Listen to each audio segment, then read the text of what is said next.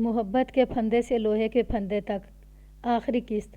मैंने 2 टिकट उसके आगे रख दिए। ये अली इमरान ने जामा तलाशी में उसकी जेब से निकाले थे। मैं जब यहाँ आया तो उसने ये टिकट मुझे दिए थे। उसकी जेब से थोड़ी सी नकदी भी बरामद हुई थी। ये टिकट उस स्टेशन से ख़रीदे गए थे जहाँ लड़की गाड़ी से गिर कर मरी थी।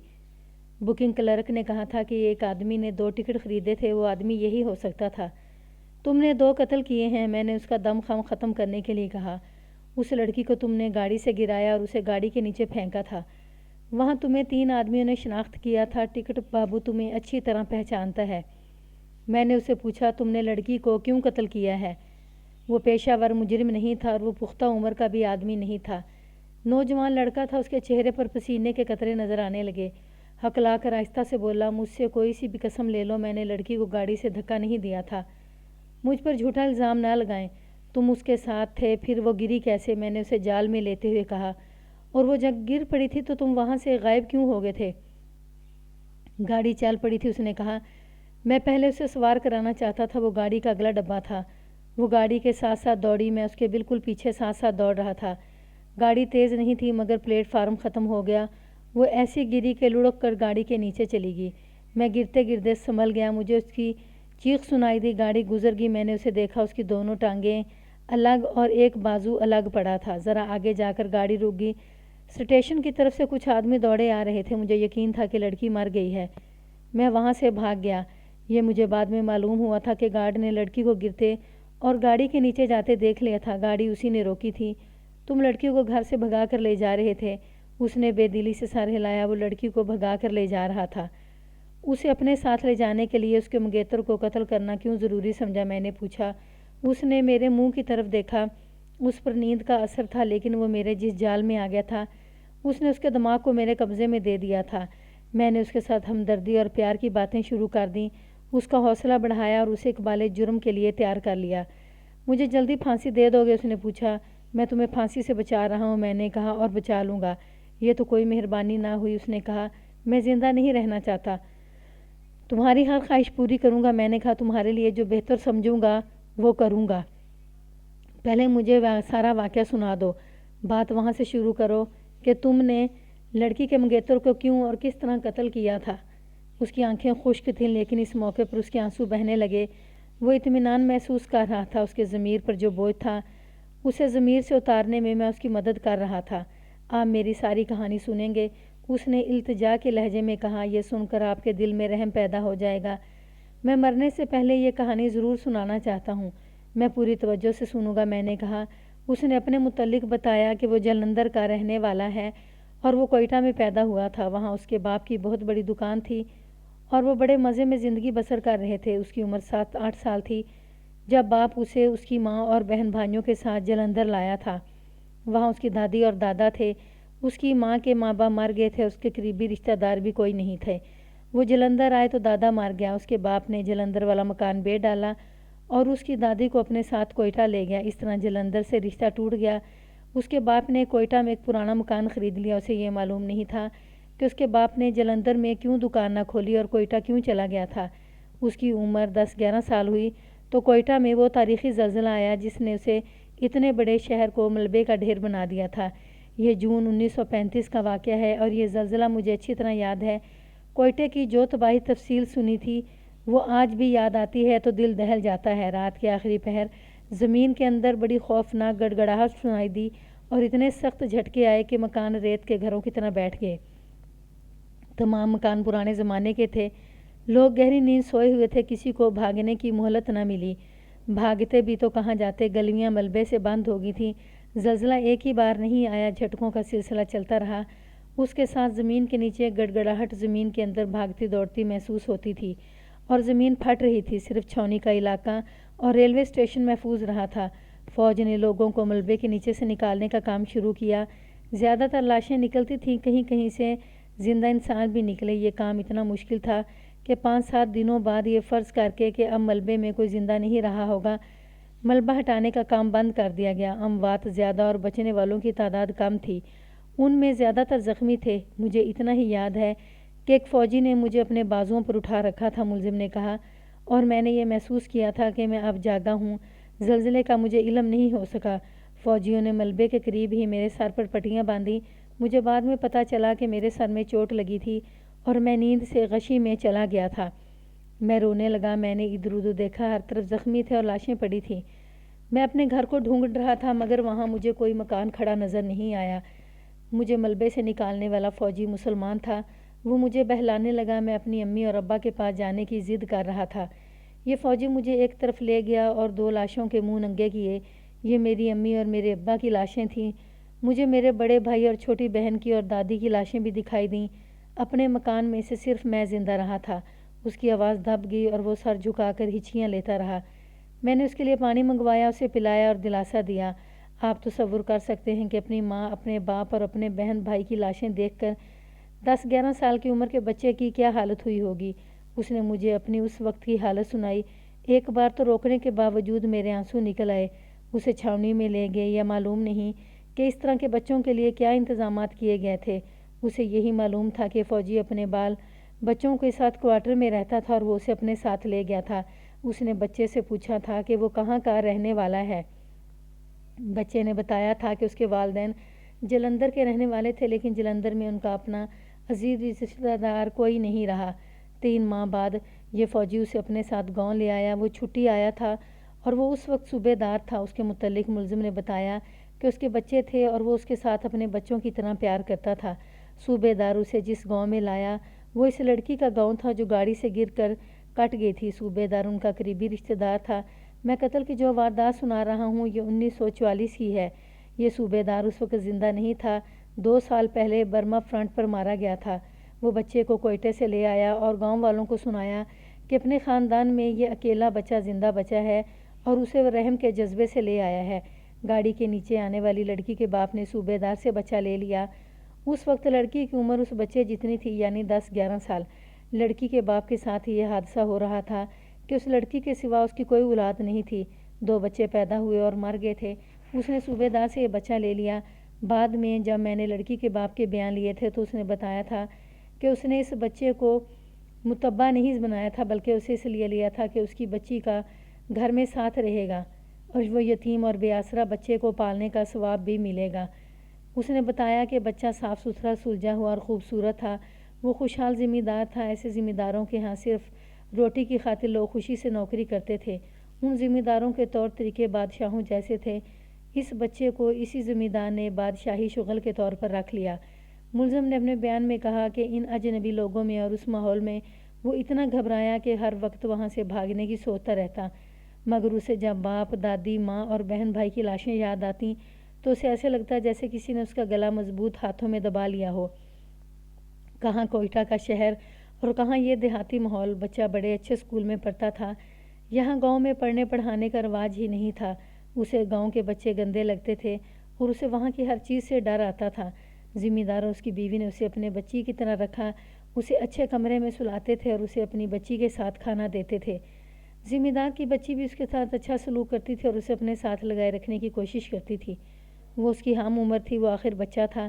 اس کا ذہن اس ماحول اور اس کے انسانوں کو قبول کرنے لگا۔ سب سے بڑی ضرورت شفقت اور پیار ہے۔ بچے کی یہ ضرورت پوری ہو رہی تھی۔ یہ تو ہو نہیں سکتا تھا کہ اس کے ذہن سے اس کے ماں باپ اور کوئٹہ کی زندگی کی یاد اتر جاتی۔ اسے جب یہ یادیں آتی تھیں تو اس کے لیے سنبھالنا اور اپنے آپ کو قابو میں رکھنا ناممکن ہو جاتا تھا۔ وہ ذمہ دار کی بیٹی کے ساتھ کھیلا کرتا تھا۔ بچی اس کی دلی کیفیت کو سمجھنے لگی تھی۔ ایک روز اس بچی نے اسے کہا کہ اسے کوئٹہ کی باتیں سنائے۔ بچے نے اسے پوری تفصیل سے سنایا کہ اس کی ماں کیسی تھی، باپ کیسا تھا، ننھی سی بہن کیسی تھی، اس کا گھر کیسا تھا اور وہ کتنے اچھے اچھے کپڑے پہنا کرتا تھا۔ اس نے شہر کی زندگی ایسے انداز سے سنائی کہ بچی کے منہ سے بے اختیار نکل گیا، یہ گاؤں تو بڑے گندے ہیں، ہم بڑے ہوں گے تو ہم دونوں کسی شہر میں چلے جائیں گے۔ بچے کو بچی کی یہ بات بہت پسند آئی، بلکہ اس کے دل میں بیٹھ گئی۔ اس کے بعد بچے نے اسے کوئٹہ کی تباہی کی داستان سنائی۔ یہ اتنی بھیانک اور ہولناک تھی کہ بچی ڈر کر اس کے قریب ہوگی۔ بچے کے آنسو نکل آئے۔ بچے کے دل میں بچے کی محبت اور زیادہ گہری ہوگی۔ اس محبت میں ہمدردی زیادہ تھی۔ یہ دونوں گھر میں بھی کھیلتے، کھیتوں میں بھی چلے جاتے اور وقت گزرتا چلا گیا۔ ملزم لباس اور عادات کے لحاظ سے دیہاتی بنتا چلا گیا۔ اسی علاقے کے لب و لہجے میں وہاں کی زبان بولنے لگا، لیکن کوئٹہ اور اپنا گھر اور اپنے ماں باپ، بھائی دل سے نہیں اترے تھے۔ ملزم نے تھانے میں مجھے بیان دیتے ہوئے کہا، ان سب کی لاشیں آنکھوں کے سامنے رہتی تھیں، میں کچھ بھی نہیں کر سکتا تھا، غصہ آتا تھا اور دل پر غم کا بوجھ رہتا تھا۔ یہ لڑکی اتنی اچھی تھی کہ مجھے زیادہ غمگین نہیں رہنے دیتی تھی۔ اسے اور کچھ کہنا نہیں آتا تھا تو یہی کہہ دیتی تھی کہ ہم بڑے ہو کر شہر چلیں گے۔ دونوں 15-16 سال کی عمر کو پہنچے تو ملزم کے گھر کے کام بھی کرنے لگا۔ دیہات میں فصل اٹھانے، بازار بھجوانے وغیرہ سے متعلق قابل اعتماد آدمی اور عقل مند نوکر کیا کرتے تھے۔ زمین جائیداد والوں کے کئی کام ایسے ہوتے ہیں جو ہر نوکر سے نہیں کرائے جاتے۔ یہ کام آہستہ آہستہ ملزم کے سپرد ہونے لگے اور وہ دلچسپی سے کرنے لگا۔ اس کی حیثیت گھر کے فرد کی بھی ہوگی اور نوکر کی بھی۔ لڑکی اب جوان ہو گئی تھی، وہ اب ملزم کے ساتھ پہلے کی طرح کھیل نہیں سکتی تھی، لیکن ملزم کے ساتھ اس کی دلچسپی پہلے سے زیادہ ہوگی۔ وہ اس کے کھانے پینے کا اور کپڑوں کا خود خیال رکھتی تھی۔ چونکہ ماں باپ کی اکلوتی بیٹی تھی اس لیے لاڈلی تھی۔ ماں باپ اس کی ہر بات مانتے تھے۔ انہوں نے جوان ہونے کے باوجود بیٹی کو لڑکے کے ساتھ اتنا زیادہ بے تکلف ہونے سے نہ روکا۔ اب ان کی بے تکلفی کا رنگ بدل گیا تھا۔ تنہائی میں ہوتے تو لڑکی بعض اوقات شرما جاتی تھی۔ لڑکے کے ذہن سے کوئٹہ اور شہری زندگی نکلی نہیں تھی۔ اب وہ بھلا برا سوچ سکتا تھا اور اس نے یہ فیصلہ کر لیا تھا کہ وہ گاؤں میں نہیں رہے گا، لیکن لڑکی اس کے پاؤں کی زنجیر بن گئی تھی۔ ان کے بچپن کے کھیل اب جوانی کا کھیل بن گیا تھا جسے پردوں میں چھپ کر کھیلا جاتا تھا۔ ملزم نے خدا اور قرآن کی قسمیں کھا کر کہا کہ ان کی محبت بالکل پاک تھی اور وہ دونوں نے کبھی ایسی ویسی بات نہیں سوچی تھی۔ ملزم کو یہ پورا احساس تھا کہ لڑکی کے گھر والے اس پر اعتبار کرتے ہیں۔ لڑکا شہری ماحول اور شائستہ گھرانے کا پروردہ تھا، لیکن اس پر دیہاتی پن غالب آ چکا تھا۔ وہ دلیر اور اکھڑ بن گیا۔ تعلیم سے وہ بہرا رہا تھا۔ یہ اثرات بھی تھے کہ اس لڑکی کو اپنی ملکیت سمجھنے لگا۔ اسے اپنی ملکیت کا تاثر لڑکی نے ہی دیا تھا۔ لڑکی لاڈلی ہونے کی وجہ سے ضدی تھی اور اکھڑ تھی۔ صرف ملزم کے آگے وہ جھکتی اور اس کی ہر بات مانتی تھی۔ ملزم نے یہ کبھی بھی نہ سوچا کہ ان کی محبت کا انجام کیا ہوگا۔ وہ جب اور بڑے ہوئے تو سب کے سامنے ہنسنے کھیلنے سے گریز کرنے لگے، لیکن ان کا میل جول رک نہ سکا۔ ایک سہولت گھر والوں نے خود ہی دے رکھی تھی۔ لڑکی اپنے رشتہ داروں کے ہاں دوسرے گاؤں جانا ہوتا تو ملزم کو اس کے ساتھ بھیجا جاتا تھا۔ لڑکی گھوڑی پر ہوتی اور لڑکا پیدل۔ لڑکی اکثر ادھر ادھر جانے لگی۔ وہ سیر کی اتنی شوقین نہیں تھی۔ وہ ملزم کو اپنے ساتھ رکھنا چاہتی تھی۔ ملزم نے مجھے یہ بتایا کہ راستے میں وہ رک جاتی اور اسے پاس بٹھا کر دل کی باتیں کرتی اور سنتی تھی، اور کبھی تو وہ اتنی بچی بن جاتی اور کہتی کہ میں بھاگتی ہوں، تم مجھے پکڑو۔ ملزم اس کے پیچھے دوڑتا اور وہ تھوڑی دور جا کر اسے پکڑ لیتا۔ لڑکی اس کے ساتھ لپٹ جاتی، کبھی گر پڑتی اور ملزم کو اپنے اوپر گرا لیتی، لیکن اس کا انداز بچپنے والا ہوتا تھا۔ ملزم نے مجھے بہت سی باتیں سنائی جن سے ظاہر ہوتا تھا کہ لڑکی اس کے بغیر خوش نہیں رہتی تھی اور اسے زیادہ سے زیادہ وقت اپنے ساتھ لگائے رکھنے کے موقع پیدا کرتی رہتی تھی۔ مجھے اس کی اتنی باتیں سننے کی ضرورت نہیں تھی۔ وہ ہر ایک بات مجھے سنا کر شاید سکون محسوس کر رہا تھا۔ میں نے اکتاہٹ کا اظہار نہ کیا، بلکہ ایسا رویہ اختیار کر لیا جیسے کہ میں اس کا بے تکلف دوست ہوں۔ مجھے جب یاد آتا تھا کہ میں تھانے دار ہوں تو میں بے تاب ہو جاتا کہ وہ فوراً قتل کا اقبال کر لے، اور جب میں ایک عام انسان کی حیثیت سے اس کی طرف توجہ دیتا تھا تو میری تمام تر ہمدردیاں اس کے ساتھ ہوتی تھیں۔ مجھے اس پر رحم آتا تھا۔ پھر میں اس کا ہمراز دوست بن کر اس کی باتیں ہمدردی سے سنتا اور دلچسپی کا اظہار بھی کرتا تھا۔ وہ اپنے ماں باپ کا بڑا پیارا بچہ تھا، مگر اس گاؤں میں لوگ اسے زمیندار کا نوکر کہتے تھے۔ دونوں کی عمر 20-21 سال ہوگی۔ ایک روز لڑکی نے اسے بتایا کہ ماں باپ اس کی شادی کی باتیں کر رہے ہیں اور 3 گھروں سے پیغام آ رہے ہیں۔ ملزم کو ایسے لگا جیسے کوئٹے کا زلزلہ ایک بار پھر آ گیا ہو۔ دونوں نے کبھی سوچا نہیں تھا کہ ان کی شادی نہیں ہو سکتی اور لڑکی برادری کے کسی گھر میں جائے گی۔ ملزم پر غم کا ایسا بوجھ پڑا کہ وہ بجھ کے رہ گیا۔ لڑکی نے اپنی ماں سے کہا کہ وہ ملزم کے ساتھ شادی کرنا چاہتی ہے۔ ماں ابھی تک سمجھ رہی تھی کہ اس کی بیٹی ابھی بچی ہے، اس لیے اسے ابھی تک معلوم نہیں کہ وہ کیا کہہ رہی ہے۔ ماں نے اسے سمجھایا بجھایا کہ اگر اس کے باپ کو پتہ چل گیا تو وہ ملزم کو گھر سے نکال دے گا اور ہو سکتا ہے کہ کسی شک میں وہ ملزم کی پٹائی بھی کر دے۔ لڑکی نے باتیں ملزم کو سنائیں اور کہا کہ وہ کسی اور کے ساتھ شادی نہیں کرے گی۔ ملزم نے اسے کہا کہ ماں باپ نے اسے بڑے لاڈ اور پیار سے پالا ہے اور اس کی شادی کے نہ جانے کیسے کیسے خواب دیکھتے رہے ہیں، اس لیے وہ ان کی امیدوں اور خوابوں پر اس طرح پانی نہ پھیرے۔ ملزم نے اسے یہ بھی کہا کہ میں گاؤں سے چلا جاتا ہوں۔ لڑکی نے کہا کہ تم چلے جاؤ گے تو میں بھی یہیں نہیں رہوں گی۔ مختصر یہ کہ یہ دونوں ایک دوسرے کی زنجیروں میں بری طرح جکڑے گئے تھے۔ انہیں توڑنا ان کے بس کی بات نہیں رہی تھی۔ پھر لڑکی کی منگنی ہوگی۔ دیہاتی معاشرے میں لڑکیوں کی پسند اور مرضی کون دیکھتا ہے، بلکہ اسے جرم سمجھا جاتا ہے۔ ملزم کا رد عمل یہ تھا کہ اسے غصہ آنے لگا غصے والی بات نہ بھی ہوتی تو بھی اسے غصہ آ جاتا۔ مویشیوں کو بلا وجہ مارتا اور لڑکی اس کے ساتھ بات کرتی تو اس کے ساتھ بے رخی سے بولتا اور کبھی اسے ڈانٹ بھی دیتا۔ لڑکی نے اپنے باپ کی ڈانٹ کبھی برداشت نہیں کی تھی، لیکن ملزم کی ڈانٹ سن کر وہ سر جھکا لیتی اور اکیلے جا کر روتی رہتی۔ ایک روز لڑکی نے اسے کہا کہ منگنی اس نے خود نہیں کرائی، اسے بتائے بغیر کی گئی ہے اور وہ ملزم کے ساتھ گھر سے بھاگ جانے کو تیار ہے۔ ملزم کو یہ اقدام پسند نہیں تھا کیونکہ لڑکی کے ماں باپ اس پر بھروسہ اور اعتماد کرتے تھے اور انہوں نے اسے اپنے بچوں کی طرح پالا اور پیار کیا تھا۔ لڑکی کی منگنی مقتول کے ساتھ ہوئی تھی جو 1.5 میل دور گاؤں کا رہنے والا تھا۔ اس کے متعلق لڑکی کو اپنے گاؤں کی 2-3 لڑکیوں سے پتہ چلا کہ چال چلن کا اچھا نہیں اور بھٹے پر کام کرنے والی ایک مزدور لڑکی کے ساتھ اس کا میل جول ہے جس نے اسے بہت بدنام کر رکھا ہے۔ پھر لڑکی کو یہی کچھ پتہ چلتا رہا کہ اس کا منگیتر آوارہ اور بدکار ہے اور اسے صرف شکار کا شوق ہے۔ لڑکی تو ویسے بھی اسے قبول نہیں کر رہی تھی۔ اس کے متعلق یہ باتیں سنی تو وہ اور زیادہ پریشان ہوئی۔ اس نے ملزم کے ساتھ بات کی اور پھر کہا کہ چلو بھاگ چلیں۔ ملزم رضامند نہ ہوا۔ ایک روز گاؤں کے ایک آدمی نے جو اس کا دوست تھا ملزم سے کہا کہ لڑکی کا منگیتر کہتا ہے کہ میں اس آدمی یعنی ملزم کو اس کے گھر سے نکلوا دوں گا کیونکہ میں نے سنا ہے کہ یہ میری منگیتر کے ساتھ ساتھ رہتا ہے، اس سے ورغلاتا رہتا ہے۔ یہ سن کر ملزم طیش میں آ گیا۔ پھر ایک روز منگیتر اور ملزم کا آمنا سامنا کھیتوں میں ہو گیا۔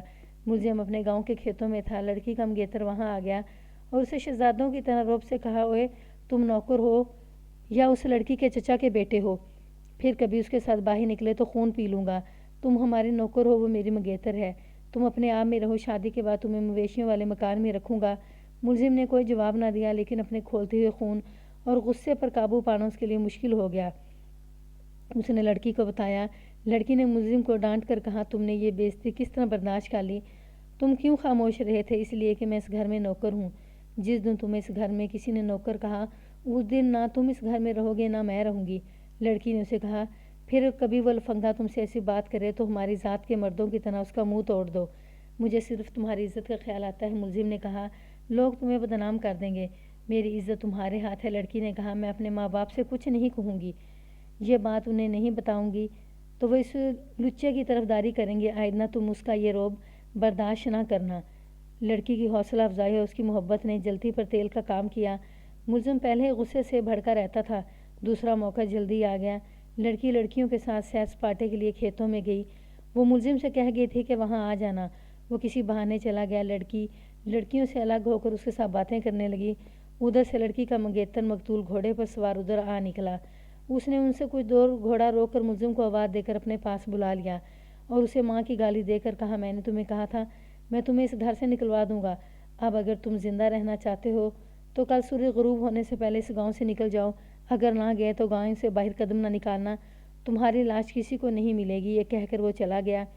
ملزم وہیں اسے کھڑا دیکھتا رہا۔ لڑکی پرے چلی گئی تھی۔ رسم و رواج کے مطابق وہ اپنے منگیتر کے ساتھ بات نہیں کرتی تھی۔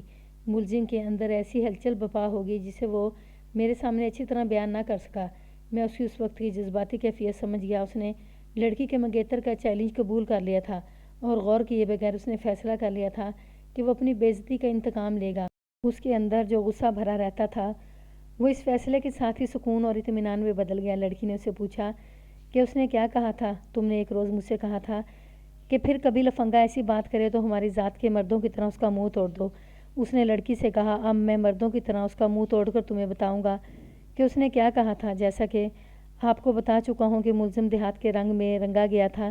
اس نے بے عزتی کا بدلہ لینے کے لیے وہی فیصلہ کیا جو ان پڑھ دیہاتی کیا کرتے ہیں۔ اس پر عمل کرنے کا اسے موقع تیسرے ہی روز مل گیا۔ اس نے دور سے دیکھا کہ لڑکی کا منگیتر گھوڑے پر جنگل کی طرف جا رہا ہے۔ اس کے ہاتھ میں بندوق تھی۔ ملزم نے یہ سمجھنے کی بجائے کہ وہ شکار کے لیے جا رہا ہے، یہ سمجھا کہ منگیتر اسے کھیتوں میں ڈھونڈنے نکلا ہے اور وہ اسے وہیں کہیں نظر آ گیا تو اسے گولی مار دے گا۔ ملزم کے دماغ میں منگیتر کا یہ چیلنج سمایا ہوا تھا کہ کل سورج غروب ہونے سے پہلے اس گاؤں سے نکل جاؤ ورنہ کسی کو تمہاری لاش بھی نہیں ملے گی۔ کل کا سورج غروب ہو کر اگلے دن کا سورج طلوع ہو چکا تھا، اس لیے ملزم یہ سمجھا کہ اس کا دشمن اسے کھیتوں میں دیکھنے نکلا ہے۔ وہ گاؤں میں آ کر تو اسے قتل نہیں کر سکتا تھا۔ ملزم نے گھر سے نہ کلہاڑی لی نہ چھری چاقو لیا۔ پاگل پن یا اکھڑ پن کی کیفیت میں خالی ہاتھوں کھیتوں کو چلا گیا۔ اس پر دراصل وہی پاگل پن سوار تھا جو قتل یا خودکشی سے پہلے طاری ہوا کرتا ہے۔ وہ مرنے نہیں بلکہ مارنے جا رہا تھا۔ یہ اس نے سوچا ہی نہیں تھا کہ وہ مارے گا کیسے۔ اگر آپ اس کی اس حرکت کا نفسیاتی تجزیہ کریں تو صاف پتہ چلے گا کہ اس کے لاشعور میں خودکشی تھی جو بعد میں اس نے گاڑی کے آگے لیٹ کر کرنے کی کوشش کی تھی۔ وہ کھیتوں میں گیا تو مقتول ادھر آنے کی بجائے دور جنگل کی طرف جا رہا تھا۔ تب اسے خیال آیا کہ وہ تو شکار کو یا کہیں اور جا رہا ہے۔ آگے درختوں کی بہتات تھی، کہیں کہیں گھاس اونچی تھی اور اونچی نیچی ٹیکریاں بھی تھیں۔ ملزم چھپ چھپ کر مقتول کے پیچھے گیا، پھر اسے بندوق فائر ہونے کی آوازیں سنائی دینے لگیں۔ ملزم جنگل میں چلا گیا، وہ چھپ چھپ کر مقتول کو ڈھونڈتا رہا۔ ایک جگہ اس نے مقتول کا گھوڑا بندھا دیکھا۔ اس وقت اسے خیال آیا کہ وہ تو خالی ہاتھ آیا ہے۔ اس نے اپنے آپ سے کہا دیکھا جائے گا، اور وہ آگے چلا گیا۔ اچانک قریب ہی گولی فائر ہوئی۔ ملزم بدک گیا۔ اس نے دیکھا کہ 15-20 گز دور ایک درخت کی اوٹ سے مقتول نے کسی پرندے پر فائر کیا تھا اور آگے آ کر درخت سے گرے ہوئے پرندے کو اٹھا رہا تھا۔ اس نے ملزم کو دیکھ لیا۔ یہاں کیا کر رہے ہو؟ مقتول نے ملزم سے پوچھا۔ تم نے کہا تھا کہ گاؤں سے نکل جاؤ۔ ملزم نے کہا میں گاؤں سے نکل آیا ہوں۔ وہ اس کے قریب چلا گیا۔ تو دفع ہو جاؤ۔ مقتول نے کہا کمین ذات کو اونچی حویلی میں رہنے کا کوئی حق نہیں۔ مقتول نے ذرا سوچ کر کہا کچھ پیسے لے جاؤ، یہ نہ کہنا کہ میں نے تمہیں خالی ہاتھ رخصت کیا تھا۔ ملزم کو یہ معلوم تھا کہ مقتول کے پاس ایک نالی والی بندوق ہے اور اس کا کارتوس فائر ہو چکا ہے۔ اس نے آگے بڑھ کر مقتول کے سینے پر ہاتھ مارا اور کہا نہ میں گاؤں سے جا رہا ہوں، نہ تمہاری برات ہمارے گاؤں میں آئے گی۔ مقتول نے حیرت زدہ ہو کر اسے دیکھا۔ ملزم نے مجھے بیان دیتے ہوئے کہا کہ خود اپنی پھرتی پر حیران ہے کہ وہ مقتول کے پہلو کو ہوا اور اس کی گردن اپنے ہاتھوں میں جکڑ لی۔ اس نے دونوں انگوٹھے مقتول کی گردن کے صحیح مقام پر رکھے۔ مقتول بہت تڑپا۔ پہلے اس کے ہاتھ سے بندوق گری، پھر اس کا جسم ڈھیلا ہوا اور پھر اس کا جسم بے جان ہو گیا۔ ملزم نے اسے چھوڑا تو مقتول گر پڑا۔ ملزم وہاں سے چل پڑا۔ اب وہ دوسری طرف جا رہا تھا۔ میرے کھوجی نے کھرا ٹھیک اٹھایا تھا۔ جائے واردات تک ملزم کے کھرے کسی اور سمت سے آئے تھے اور وہ واپس دوسری سمت گئے تھے اور یہ کھرے سیدھے آہنی پھندے میں گئے۔ ملزم کچھ دور جا رکا اور پیچھے دیکھا کہ مقتول اٹھا تو نہیں۔ وہ نہیں اٹھا تھا۔ ملزم نے ادھر دیکھتے ہی پیچھے کو قدم اٹھائے، پھر سیدھا چلنے لگا۔ دوسرا قدم زمین پر رکھا ہی تھا کہ اچانک اس کے پاؤں کے نیچے بڑی زور سے تڑاک ہوئی اور اس کا دایاں پاؤں پھندے کے نوکدار دانتوں میں جکڑا گیا۔ دندانے اس کے ٹخنے میں اتر گئے۔ اس نے نیچے دیکھا، پھندا گھاس میں چھپا ہوا تھا۔ گھاس ہرنوں کے لیے رکھی گئی تھی۔ ملزم نے اس قسم کا پھندا 2-3 بار دیکھا تھا۔ قریب ہی اسے لمبوترا سا پتھر نظر آیا۔ اس کی مدد سے اس نے پھندے میں سے اپنا پاؤں نکالا۔ وہ پھندے کو کھولنا جانتا تھا۔ پاؤں زخمی ہو گیا۔ پرے جا کر وہ ایک درخت کے نیچے بیٹھا تھا اور اپنی پگڑی پھاڑ کر خون صاف کرنے لگا۔ پھر اس نے زخموں پر مٹی ڈالی اور پگڑی سے پٹی باندھ کر آ گیا۔ گھر جا کر اس نے زخم صرف لڑکی کو دکھایا اور اسے بتایا کہ اس کے منگیتر کو وہ ختم کر آیا ہے۔ لڑکی پہلے تو گھبرائی، پھر سنبھل گئی اور بولی یہ تم نے مجھ پر بڑا احسان کیا ہے، اب دوسرا احسان کرو، چلو یہاں سے بھاگ چلیں۔ ملزم نے انکار کر دیا اور کہا کہ اب وہ اکیلا جائے گا اور ہمیشہ کے لیے چلا جائے گا۔ لڑکی نے اپنی محبت کا واسطہ دیا۔ ملزم پر کچھ اثر ہونے لگا۔ جب وہ اپنے آپ میں آیا تو اسے خیال آیا کہ وہ قاتل ہے اور پکڑا جا سکتا ہے۔ اس نے اپنے بچاؤ کی ترکیبیں سوچنی شروع کر دیں۔ لڑکی نے بھی اس کی مدد کی۔ ملزم نے اپنا زخم چھپائے رکھا۔ لڑکی نے اسے کوئی دیسی دوائی اور مرہم دی۔ پھر پولیس کی تفتیش شروع ہوگی، لیکن میں ملزم کے گاؤں نہیں گیا تھا کیونکہ ایسی کوئی ضرورت نہیں تھی۔ میری تفتیش کے دوران ملزم اور لڑکی نے گھر سے بھاگنے جانے کا فیصلہ کر لیا۔ لڑکی نے اسے کہا تھا کہ یہ منگیتر مر گیا تو برادری میں منگیتروں کی کمی نہیں، اس کی شادی کسی صورت میں ملزم کے ساتھ نہیں ہو سکتی تھی۔ انہوں نے فوراً بھاگ جانا اس لیے مناسب نہ سمجھا کہ ان پر قتل کا شبہ ہوگا اور پولیس ان کا پیچھا کرے گی، اور دوسری وجہ یہ تھی کہ ملزم کا پاؤں ابھی ٹھیک نہیں تھا۔ لڑکی امیر ماں باپ کی اکلوتی اور لاڈلی بیٹی تھی۔ اس کے لیے بھاگتے وقت رقم ساتھ لے جانا کوئی مشکل مسئلہ نہیں تھا۔ 1 مہینہ گزرنے کو آیا تو ان دونوں کو یقین ہو گیا کہ اب پولیس ان پر شک نہیں کرے گی اور پاؤں بھی پہلے سے بہتر ہو گیا تھا۔ ان دونوں نے پاؤں کا زخم کامیابی سے چھپائے رکھا تھا۔ لڑکی نے گھر سے بہت سی رقم چرا کر اپنے پاس رکھ لی۔ زیورات اس لیے نہ چرائے کہ جہاں کہیں فروخت کیے جائیں گے پکڑے جائیں گے۔ جذبات میں آ کر گھروں سے بھاگنے والے یہ نہیں سوچا کرتے کہ جائیں گے کہاں اور کریں گے کیا اور رہیں گے کہاں۔ جوان اور خوبصورت لڑکی کو ساتھ لے کر بھاگنا اور زیادہ خطرناک ہوتا ہے۔ انہوں نے کچھ بھی نہ سوچا اور ایک رات جب گھر والے سو گئے تو پہلے ملزم باہر نکلا اور گاؤں سے نکل گیا، پھر لڑکی نکلی اور اس سے جا ملی۔ اندھیرے نے انہیں چھپائے رکھا اور وہ ریلوے اسٹیشن پہنچ گئے۔ ملزم کو رات کی گاڑی کا وقت معلوم تھا۔ اس نے لڑکی کو اس طرف کھڑا کیا جدھر انجن رکتا تھا۔ وہ لڑکی سے پیسے لے کر ٹکٹ لینے گیا۔ اس نے امبالہ کے 2 ٹکٹ لیے۔ اتنے میں گاڑی آ گئی۔ چھوٹا سا اسٹیشن تھا۔ گاڑی رکی اور چل پڑی۔ وہ دوڑتا لڑکی کے پاس پہنچ چکا تھا۔ اسے بازو سے پکڑ کر دوڑایا۔ لڑکی نے ایک ڈبے کا ڈنڈا پکڑ لیا۔ گاڑی چلی جا رہی تھی۔ ملزم اس کے پیچھے ساتھ لگا کہہ رہا تھا، پائیدان پر پاؤں رکھو۔ اس نے ابھی پاؤں رکھا ہی تھا اور دوسرا پاؤں ابھی پلیٹ فارم پر تھا کہ پلیٹ فارم ختم ہو گیا۔ لڑکی لٹک گئی، پھر گھوم کر ایسی گری کہ گاڑی کے نیچے آ گئی۔ ملزم بھی گرا لیکن گاڑی سے دور رہا۔ اسے لڑکی کی چیخ سنائی دی۔ دوڑ کر دیکھا، لڑکی کی ٹانگیں الگ اور بازو الگ اور دھڑ بالکل بے حس الگ پڑا تھا۔ گاڑی رک گئی۔ پلیٹ فارم کی طرف سے 3-4 آدمی دوڑے آ رہے تھے۔ ملزم وہاں سے کھسک گیا اور اندھیرے میں غائب ہو گیا۔ میں اس لڑکی کی خاطر گاؤں میں رہا، ورنہ بہت عرصہ پہلے بھاگ جاتا۔ اس نے ہچکیاں لے لے کر روتے ہوئے کہا، اسی کی خاطر قتل کیا تھا، وہ نہ رہی تو میں وہاں رک کر کیا کرتا۔ میرا دماغ جواب دے گیا۔ میں روتا ہوا اس سمت کو چل پڑا جدھر سے مجھے پولیس پکڑ کر لائی ہے۔ اگر میرا دماغ ٹھکانے رہتا تو میرے پاس امبالہ کا ٹکٹ تھا، میں آگے جا کر اسی گاڑی میں سوار ہو جاتا۔ گاڑی رکی کھڑی تھی مگر میری ہچکی بندھی ہوئی اور ہوش اڑے ہوئے تھے۔ میں 10 سال پہلے کوئٹہ کے ملبے سے نکل کر اور اپنے سارے کنبے کی لاشیں دیکھ کر اسی طرح رویا تھا جس طرح اس لڑکی کی موت پر رویا۔ میں ویرانوں میں روتا پھرا اور یہ ہوش نہیں تھا کہ میں کہاں ہوں اور کدھر جا رہا ہوں۔ مجھے یہ بھی یاد نہیں کہ لڑکی کے مرنے کے بعد یہ دوسرا دن تھا یا تیسرا کہ مجھے ریلوے لائن نظر آئی۔ پہاڑیوں میں سے سیاہ دھواں اٹھتا ہوا نظر آیا اور انجن کی وسل بھی سنائی دی۔ گاڑی آ رہی تھی۔ مجھے یک لخت سکون سا محسوس ہونے لگا۔ میں نہایت اطمینان سے ریلوے لائن پر گردن رکھ کر پیٹ کے بل لیٹ گیا اور وہ مجھے لڑکی نظر آنے لگی جو میری محبت پر مری تھی۔ انجن نے وسلیں دیں لیکن میں نہ اٹھا۔ میرے دل میں خوف یا افسوس بالکل نہیں تھا۔ میری یہ ایک خواہش تھی کہ مر جاؤں اور میری خواہش پوری ہونے میں 1-2 منٹ رہ گئے تھے۔ مگر ایک آدمی نے مجھے اٹھایا۔ تب میں نے دیکھا کہ گاڑی میرے قریب رکی کھڑی ہے۔ میں نے بھاگنے کی کوشش کی مگر انہوں نے مجھے پکڑ لیا۔ مجھے پکڑے جانے کا افسوس نہیں، افسوس یہ ہے کہ مرنے کی خواہش پوری نہیں ہوئی۔ قتل کا اقبال کرنے کے باوجود اس کے مرنے کی خواہش پوری نہ ہوئی۔ اسے عمر قید دے دی گئی تھی۔